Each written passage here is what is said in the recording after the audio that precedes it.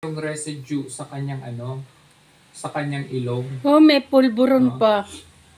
Bagamat hindi ito masyadong na-pick up, no? Tsaka ang mata niya pa talagang sana ito ma-pick up sana ng mainstream media, no? ano siya, Kasi tingnan ninyo, may mga residue talaga dito. Ewan ko kung anong residue yun. Pero kung nakita natin yung speech ni Tatay Digong, tinuro niya yung ilong eh. So parang most likely oh, si Tatay Digong nga nagturo nung una eh. Panoorin natin muli ito. Gunitayin natin muli. Pinanood ni Tatay Digong dahil may nagsabi na nakatira.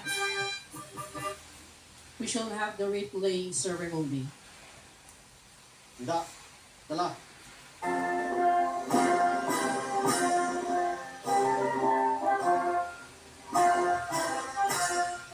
Ayan oh, mayroon pa siyang pulburon sa ilong oh. Tsaka tignan nyo ang mata niya. Hindi normal yung mata niya oh. Ayan oh.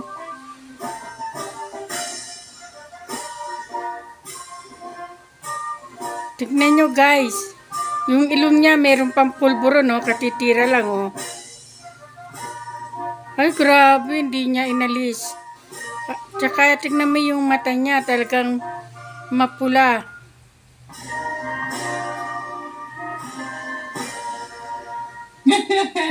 Ano yun?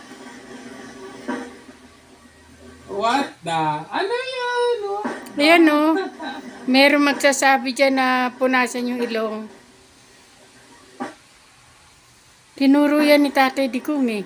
Pinanonood pala siya eh. Ano yan? Nilang mapaglingkuran na may katapatan, katarungan at katwiran ng aming bansa, Diyos Ama. Diyan sasabihan siya na punasan yung ilong niya eh. Ng aming bansa, tulad ng pagiging ng Diyos Ama. Pati mata niya pang iba eh. Pinapunasan yung ayan, sinabihan siya. Yun, pinunasan. Bilateral leaders signed.